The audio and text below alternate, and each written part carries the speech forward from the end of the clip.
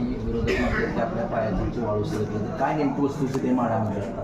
हे विरोधकांची या निवडणुकीला उभं राहण्याची त्यांची बुद्धी भ्रमित झाली, सरकली, आणि त्यामुळे या मतदारसंघामध्ये आज आपण या विठ्ठल कारखान्यावर आलेलो आहे. हजारोचा जनसमुदाय या ठिकाणी टर्निंग पॉईंट घेण्यासाठी माझी वाट बघतोय, आणि त्यांच्या दृष्टीने सरकलेली जमीन मोहिते पाटील आणि त्यांच्या कुटुंबियाच्या दृष्टीने या विठ्ठल कारखान्यात मोठा खड्डा पडलेला आहे, तो भरून नाही. आपण आज आपल्या पाठिंबा आजची जी सभा आहे, शेवटची सभा प्रचाराची, टर्निंग पॉईंट ठरवलं. ते निश्चितपणे या ठिकाणी अभिजित आबांची मोठी शक्ती या मतदारसंघामध्ये आहे, आणि त्यांनी बिना कुठल्या मोहाचा, कुठल्या आश्वासनाचा, शब्दाचा या ठिकाणी मोठी शक्ती उभा केली आहे. आज जेव्हा ते राष्ट्रवादी काँग्रेस करत होते त्यावेळेस मोहिते पाटलांचे लोकांनी पैसे बुडवले असं त्यांना लोक सांगत होते. मोठ्या प्रमाणावर करकमच्या कारखान्याचे पैसे आणि इतर संस्थांचे पैसे लोक आबांना मागत होते.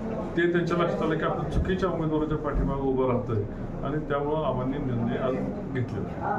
भाजपाने त्यांना इतकं सगळं देऊन पण त्यांनी आज बंडखोरी केली किंवा इतर पक्षात गेले, त्यांच्यासाठी हा मोठा खड्डा आहे. निश्चितपणे ज्या पक्षात राहतात त्या पक्षाबरोबर ते नेहमी गद्दारी करतात, आणि त्यांची वाटचाल ह्या निवडणूक ते पुढच्या निवडणुकीपुरतेच असते.